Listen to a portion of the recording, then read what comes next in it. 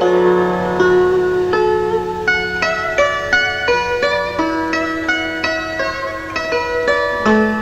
康就係財富，健康就係幸福。歡迎收聽醫藥健康。本節目請嚟中西醫生專業人士講解醫療保健知識，解答聽眾問題。本節目由澳洲康道神芝特約贊助播出。好，聽眾朋友，進入到逢星期四嘅專題就係醫藥健康啦。今日請嚟嘅嘉賓呢，就係聖雲仙醫院嘅專科醫生陳勇明醫生為我哋主講嘅。咁啊，陳醫生呢，除咗喺聖雲仙醫院即係公家醫院嗰度工作之外呢，佢仲有喺私家醫院嗰度工作嘅。私家醫院係喺301號 Blackburn Road Mount Waverley 嗰度嘅吓。好，事不宜遲呢，而家我哋就請阿陳醫生嚟到節目當中先。陳醫生你好。林麗你好，各位聽眾你好，大家好。係啦，好多謝你下抽時間為我哋主講呢個醫療保健嘅節目嘅。咁啊，今日咧，阿陳醫生話同我哋講下即係胃痛啊方面啦吓 ，stomachache 吓。我哋習慣話肚痛，其實講到底都係胃痛嘅，係嘛？係啦。係。咁咧我好似上次咁啊，我諗講痛咧就我諗好多人都胃痛過啦，或者肚痛過啦。係啊。咁咧就未講，我今日想講嘅主題咧，我想講一個病人啦，就最好都要講病人好啲嘅。咁咧嗱，我咧就按說法啊嘛，係。係啦，咁大家認係啦。咁咧就呢個咧就係我呢個病有幾年前嘅，我而家仲睇緊嘅。因為佢本來咧就有呢個乙型肝炎啊，有乙型肝炎嘅。咁咧要睇佢幾年就觀察個乙型肝炎，因為佢個乙型肝炎唔係咁嚴重，就唔使需要治療。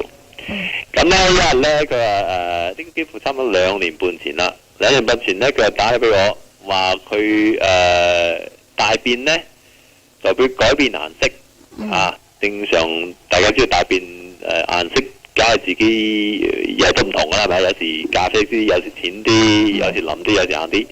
但係咧佢話佢大便咧就黑得好緊要啊，黑少少黑髮咁樣，黑頭髮咁樣，黑到緊要。咁咧又腍腍地，有啲味道就好唔好臭嘅。咁咧咁唔知大家聽眾咧有冇聽過啦？咁如果你係大便顏色轉變，如果淨係咖啡色咧或者黃色就冇乜所謂。但係如果係大便黑色咧，咁係好大件事嘅。咁啊，我當場咧就叫佢即刻，我話今日你即刻嚟見我。咁佢見我，咁啊見我嗰陣時咧，佢又覺得暈暈地啊，好攰啊。咁咧我就摸下隻肚又唔係好痛喎，摸落又唔痛喎。咁咧咁啊即刻就擺咗佢入醫院啦，入醫院入私人醫院。咁咧就幫佢驗血咧，驗血咧佢個紅血球咧就好低啊。正常紅血球咧就差唔多如果女士嘅話差唔多120以上咧，咁男士咧就130以上。咁咧佢個紅血球咧差唔多就80幾85，咁即係紅血球好低啦。咁咧唔知我以前都講過啦，或者提過啦，咁可能大家都可能心裏有數，知道呢個人有咩事啦。咁咧就其實咧，如果你係好黑血嘅話咧，多數咧你係消化系統出血。就係至於咧屙黑，即係黑嘅大便咧，多數消化系統出血嘅。消化系統裏邊出血。係啦。即係正常顏色咧，其實正常顏色大便正常顏色咧，佢個咖啡色咧係一個膽素嚟嘅。所以如果你係大便顏色係正宗嘅棕色或者咖啡色係正常嘅。但係如果你有血嘅話咧，如果鮮血嘅話咧，多數係大腸流血。鮮血即係紅色嘅，即係兩條係啦，紅色嘅你見到紅色血咁梗係血啦，係咪先？就大腸流血。但係如果你見到黑血咧，即係唔係黑血出嚟，大便黑色嘅話咧，咁咧其實咧就係胃或者係小腸流血嘅。因為如果胃尤其是胃流血咧，胃嘅血咧碰到呢個酸嘅胃汁嘅話咧，咁咧佢即刻會變黑色嘅。所以如果你係大便黑色嘅話咧，多數係胃出血嘅。所以我聽佢講，我就知道佢肯定有問題啦。所以點解擺入院咧就擺入院，咁啊佢驗血咧就真係咧佢個血個指數係低咗好多，即係表示佢流得幾緊要嚇。咁所以當日就入院啦。咁咧就幫佢照胃鏡。胃鏡有冇以前講過啦？胃鏡即係令佢瞓覺，拍支好細嘅管，喉嚨啊、食道啊、胃啊，同埋十二指腸。咁咧佢係一個佢係一個十二指腸嘅潰瘍。十二指腸潰瘍。咁咧咁我好在咧佢十二指腸潰瘍咧，我睇嗰陣時咧，佢已經係即係流血已經停止咗啦。有啲人咧就你照嗰陣時咧，十二指腸仲流緊血嘅，即係喺你面前流緊啊！即係唔係話流咗停喺你面前流緊，即係佢有時咧就流少少，有時咧射出嚟嘅，好緊要嘅。好在佢嘅流得唔係緊要。咁我知道係嗰個問題咧，就跟住就做完手術之後咧，就幫佢俾呢個翻胃宣藥。咁咧佢就好翻咗，就冇問題。即係呢個問題，如果唔及時處理嘅話咧，都會有生命危險嘅，係咪？係啊，所以呢個就係以前啊，而家可能少咗好多啦。但係即係我諗差唔多20年、30年前咧，即係呢個問題好難處理嘅。有2、3個原因啦。一來咧就唔知點解會有呢個胃潰瘍或者十二指腸潰瘍。二來咧就係我哋嗰陣時嗰啲內窺鏡嗰啲科技咧就唔係咁先進。第三咧，我哋做內窺鏡可以做到嘅嘢都少好多。好似譬如話，而家如果我幫你照胃鏡，你有一個十二指腸流血嘅話咧，咁如果真係流得好緊要咧，咁我可以而家咧可以注射啲藥物落去，令佢流少啲。或者真係唔掂嘅話咧，我就可以擺支好幼嘅管，將佢燒咗佢，或者將佢燒咗佢就停止嘅流血。再唔掂咧，我哋可以俾嗰啲擺落細管喺個內窺鏡咧，可以好似釘書機咁樣釘埋嘅，即係夾起上去夾上嚟。所以我哋而家令到流血嘅方法咧係比以前好多咯。以前如果見到流血，有時我哋真係停唔到咧，要開刀。但係要開刀，有時佢病得好緊要啊嘛，即係已經病得好緊要，仲要開刀，咁有時頂唔順噶嘛。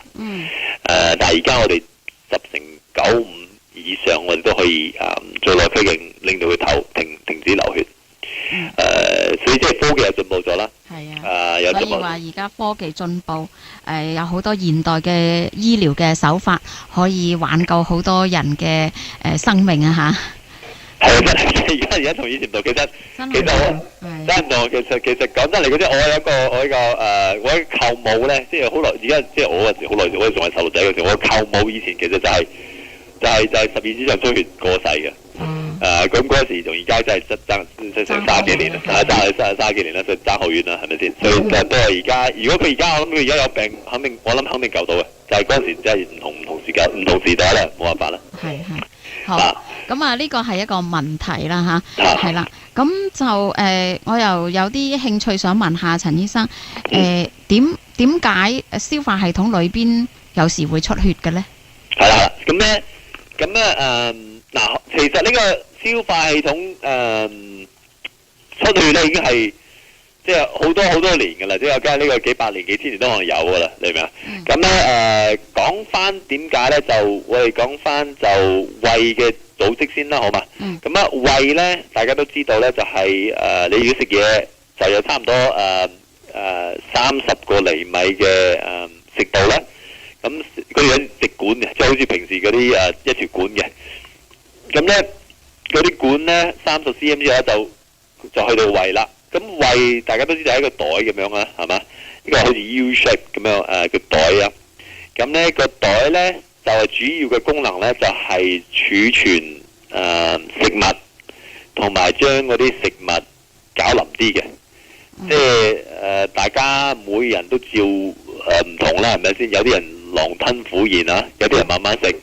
咁狼吞虎咽嗰啲食嗰啲咧，咁係吞嗰啲嘢，梗係好大粒啦。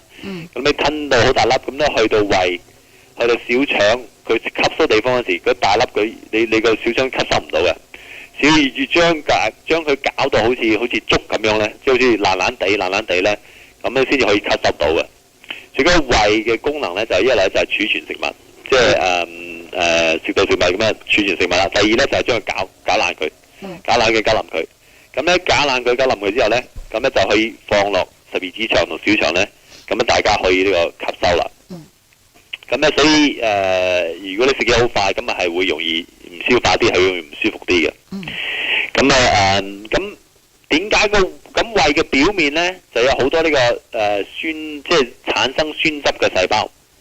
咁咧產生酸汁細胞咧有兩個作用，一個作用咧就係就殺菌嘅，即係如果有菌咧就殺咗佢咧。二來咧就係酸嘢咧係容易令到均勻啊、攪啊，係會容易令到啲食物比較混埋一齊嘅。咁咧佢表面咧就好多酸性細胞，咁酸性細胞咧佢酸汁咧好乸嘅，即係乸得好緊要喎。所以咧乸得好緊要咧，如果你正常咧，如果你平時咧真係飲啲酸汁或者擺酸汁喺手嗰度咧，你會損傷喎，即係你潰瘍喎，即係酸得好緊要喎。但係個胃嘅表面咧，除咗產生酸汁咧，就有另外產生嗰啲黏質。個黏嘢咧，黏質就防止個酸質影響嗰個胃嘅表面。影響個胃壁。係啦。咁咧，如果你有酸汁有黏質就冇事。你有酸汁個黏質有問題咧，咁咧就會即係會乸咯，係咪先？你哋好似飲好強嘅醋，比醋仲強幾倍咁樣，你梗係乸到你胃唔掂㗎，係咪先？所以就係有咩情形令到個黏質有問題咧，就會令到你乸啦。係啦，你明嘛？咁所以點解啲人有呢個胃潰瘍咧？就係就個黏質唔夠，或者黏質有問題，就會令到胃潰瘍。咁最大兩個原因令到呢個胃潰瘍嘅原因或黏質少啲嘅咧，一來咧就係食藥，有啲人咧食嗰啲止痛藥，譬如好似關節炎止痛藥咧，就會令到黏質少啲，咁咧就會令到你胃潰瘍或者十二指腸潰瘍。咁另外一個原因咧就係螺旋菌啦，幽門螺旋菌。咁我嘅病人咧就係因為亞洲人啦，好多人都係有幽門螺旋菌嘅，佢就冇食嗰個止痛藥或者係反呢個關節藥，所以咧就佢咧係有呢個螺旋菌，所以就會生呢個十二指腸。咁咧就係主要嘅原因。咁我知道咧螺旋菌啦，咁個病人咧就幫佢殺咗個螺旋菌，咁咧佢而家就冇事啦，之後就冇事啦。所以最緊要兩個原因咧就係關節炎藥，或者第二咧就係螺旋菌。咁所以有時食其他藥物都要查詢一下，佢仲會唔會引起其他嘅一啲副作用啊？即係留意下嘅。係嘛？即係你睇你每個人唔同啦。咁咧，但係你如果食新藥咧，你就同醫生要商量定佢究竟係有冇其他對你其他器官有冇影響啊，或者對其他藥有冇交配嘅影響啊？咁呢個好緊要喎。陳醫生啊，你頭先講咧，即係如果缺少嗰個黏質咧就會胃酸多，就會刺激到個胃壁啦。咁黏質少，咁我食啲咩增加翻嗰個黏質咧？個黏質係你本身，即係應該冇乜人係會有本身黏質減少嘅。所以多數黏質嘅黏質同埋呢個胃汁嘅產量咧，每個人都應該正常嘅。主要咧係少胃汁或者少黏汁咧，係因為有問題令到你問題，係有問題令到你有少嘅胃汁同黏汁。你食物方面咧唔使特別注意乜嘢，就會佢食物本身咧又唔應該影響到個黏質同酸汁嘅分量嘅。所以你主要注意你咩藥物少啲就最緊要嘅啫。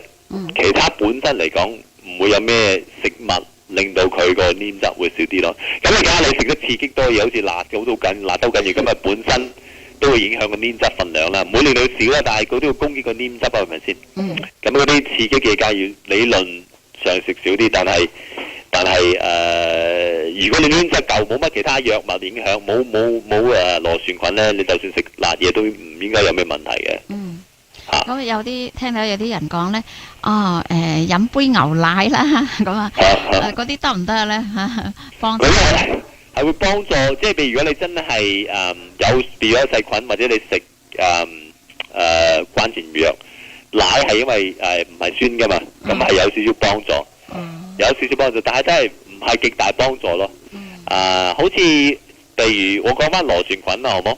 講螺旋菌，咁螺旋菌咧，我以前應該提過嘅，咁咧其實咧就係1982年，即係差唔多30幾年前，係澳洲人發現嘅。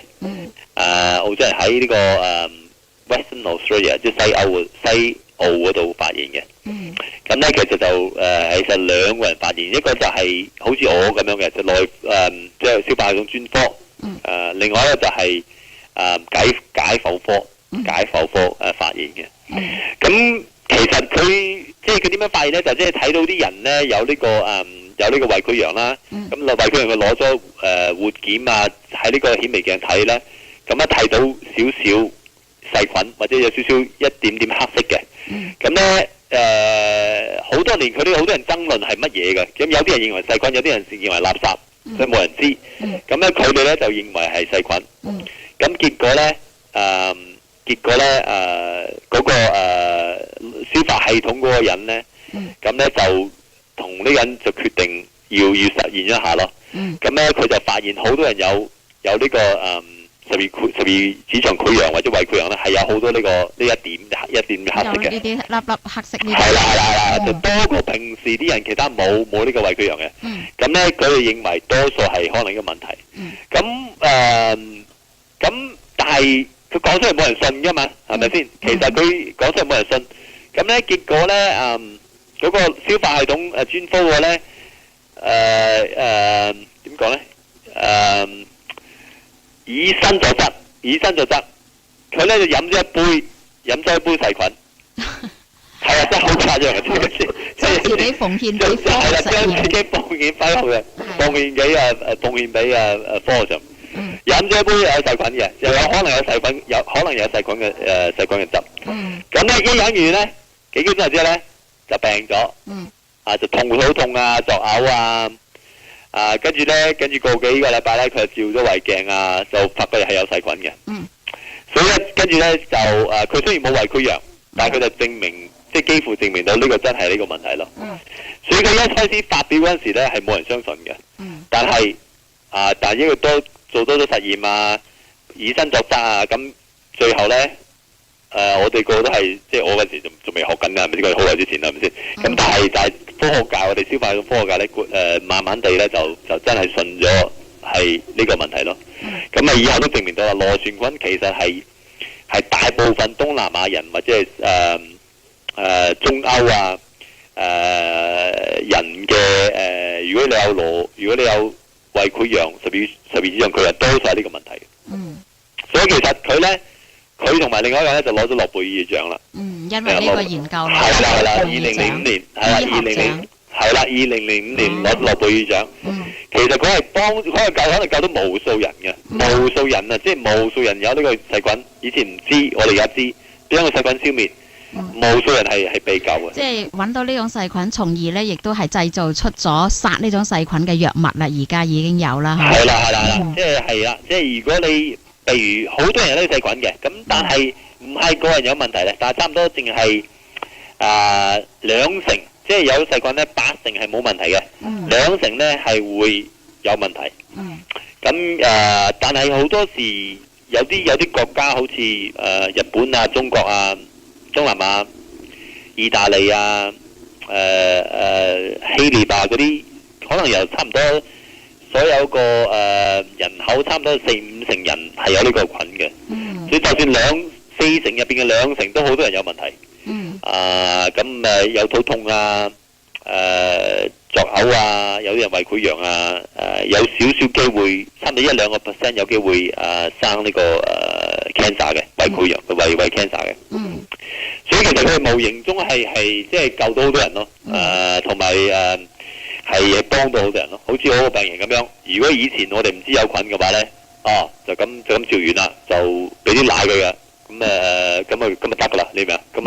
咁咁啊跟住俾啲反胃酸藥，咁啊可能要長期食藥，可能又會復發。所以而家知道咩原因，咁啊可以殺咗菌，咁啊唔使食藥噶啦，就好翻噶啦。所以真係算係非常之好大嘅發現，真係好大嘅發現。係啊。咁澳洲喺即係醫藥方面嘅研究咧，一向都好重視，都取得好好嘅成績啦嚇。咁諾貝爾獎都好多位嘅即係醫學方面啊嘅專家獲得。咁跟住落嚟咧，有一個少少嘅問題。問下陳勇明醫生，咁除咗即係我自己嘅一啲同學啦嚇，想問你喎，咁然之後呢，就可能收音機旁邊有啲人都會有興趣想問下呢個問題嘅。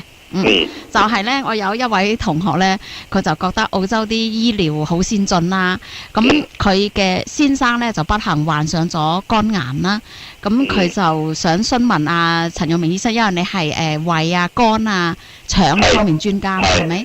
佢就話可唔可以從中國嚟到澳洲進行肝癌方面嘅手術同埋治療？如果得嘅話，應該點樣做呢？咁樣，仲有佢話聽講有一種特別嘅進口藥係非常之昂貴，但係對肝癌係好有效。唔知叫做咩沙呢？我唔係好識嘅。係啦，咁啊請阿陳勇明醫生同我哋即係回答下呢個問題啊。咁咧我諗我以前都講過肝癌呢個問題。咁肝癌好似咩癌症咁樣，如果你係早啲發現呢，就治療方法就好簡單。但係如果你越後期咧，就越難治療，同埋越少機會成功。咁咧，如果你係我唔知佢個真正嘅病歷啦，或者即係病歷嘅仔細啦。咁如果肝癌係佢如果淨係得一粒嘅話咧，一粒低過細過五個毫厘米嘅話咧，咁理論上咧就可以切除嘅。咁咧，但係如果好多粒，譬如3-4粒，但係每粒就細過2-3個厘米咧，都理論上可以切除，睇下邊個位啦。但係如果多過呢個情形嘅話咧，咁多數切咧係冇乜用嘅。因為點解咧？如果你切個肝咧，譬如你好似你肝好西瓜咁大啊嘛，西瓜咁大，咁你入邊有一個 cancer 係差唔多一個葡萄咁大啦，好唔好？咁咧你諗下切咗葡萄，咁啊仲剩翻好多肝係咪先？但係呢個就係即係平常嘅諗法，但係真正切嗰陣時咧，你唔會切淨係嗰粒葡萄嘅，你可能要切1/4個西瓜啊，先至可以切到嗰粒嘢。所以聽講我就話你定咗幾粒好細粒咁樣應該可以切到，但係其實你呢度切1/4，嗰切1/4，咁你唔剩翻好多肝嘅，你明啊？所以點解肝癌好難治療？因為你一嚟發現早，二嚟發現細，第三要發現唔好咁多，咁樣先至有機會切。如果切唔到嘅話呢，咁另外嘅所有嘅治療方法呢，多數係保持情形穩定，唔係根除，即係唔係根治，即係你保住佢，唔係一定可以救到佢咯。即係如果你切唔到，咁你有可能救到佢，但係多數都係保住嘅咋。咁保住咧有幾種，一種咧就係化療啦，化療就係局部化療，即係插支管，咁直接將嗰啲化療嘅物品射落嗰個cancer嗰度，係啦，咁呢個就幾好嘅，但係即係多數呢個係會令到佢細，但係好難真係完全根治嘅，有機會但係可能少啲。咁呢個係一個方法啦，第二個方法咧就係你可以我哋去俾藥佢食，但係藥英文叫 Sorafenib， 即係咧就係又係控制住嘅，同埋即係就算控制住咧，都唔係控制得好緊要咯。多數有幫助，但係唔會令到佢完全消失，唔會令到佢完全消失。即係可以延長佢生命，但係唔能夠根治。係啦，就算延長生命咧，哇，好似聽落好好聽啊！但係咧，你就算睇下嗰啲研究咧，延長都係延長幾個月嘅啫，幾個月啊，或者1年以下，即係唔係延長得好緊要。所以有幫助，但係唔係一定十全十美。咁係好大嘅問題啦。咁梗係世界各地梗係有更加多嘅研究啦。肝癌都係一種比較惡性嘅癌啦，嚇。非常惡性。惡性。非常惡性，因為主要係佢發現得遲，二來咧就算化療咧都冇乜用。有啲癌症好似腸癌嗰啲咧就化療即係有用好多啦。但肝癌化療冇乜用嘅。所以就比較難治啲，同埋發現遲啲。係啦，咁佢個問題就係話，因為佢哋係居住喺廣州嗰邊嘅喎，佢話想嚟澳洲進行肝癌方面手術同治療，譬如話，好似你哋嘅醫院啦咁先進啊，講話過嚟需要辦咩手續先可以入住到嘅咧？有啲人話嚟旅遊都可以去醫病噶嘛，旅遊治病啊嘛，係咪？即係我嗰個即係嗰個visa 方面咧，個簽證方面，我呢個真係我唔係好清楚，講真嚟講。因為我係會見到有啲病人嚟睇我係有癌症，但係佢哋已經攞咗簽證，我唔知佢點樣攞簽證，我真係未問過，真係。但係我想即係我推測上嚟講咧，多數咧我諗嗰啲人多數係簽旅遊簽證，就可能唔講有冇病。因為佢一講有病，我諗政府會即係簽證係多數唔會俾嘅，就算俾都我諗機會好少。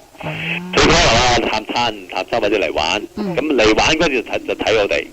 咁如果嚟到，梗係我哋可以睇啦，或者任何地方可以睇啦。但係如果嚟到咧，因為公家院排期好耐咧，同埋好難會排到公家院咯。如果真係如果嚟，因為佢多數即係旅遊證件就短期嘅，我諗。咁嚟多數會睇我哋或者睇其他私家醫生。私家醫院。係啦。咁私家院你可以睇，可以治療，但係即係費用昂貴咯。即係睇我哋唔係咁貴，但係睇如果真係用到私家院嘅設備啊、藥物啊、政府藥物啊，今日嗰啲真係昂貴啦嗰啲。即係私家院你知嘅啦，你講真私家院乜都貴啲嘅。係啊。所以即係你俾嘅答案就係可以嚟睇私家醫院，不過咧就費用會比較昂貴啦。係啦。咁另外佢仲問一個問題，就係話聽講有一種治療肝癌好好嘅藥物，好貴嘅。佢話叫做咩沙喎？有個沙字嘅我都唔係叫 Sorafenib。你中文係咩啊 ？Sorafenib。可能。Sorafenib 就係我同你講嘅呢個就係有用，但係即係有用，但係增長你嘅增長你嘅壽命咧唔係咁長，就係嗰幾個月同埋1年以內1-2年，即係唔係好多增長壽命，唔係即係控制嘅，即係有少數會幫助得好嘅，但係大部分都唔係咁有幫助，其實可以幫助你長遠，即係長增長性命多幾個月，但係唔會多過10年8年咁樣。可能會有好少嘅人會長命好多，但係多數係淨係控制住，唔係完全根治。好，咁啊，非常之多謝啊。係啦，係啦，係呢個係好大問題嘅，呢個睇你發現嘅程度點樣，可唔可以切，跟住藥物係有幫助，但係唔係極之理想，唔係極之理想。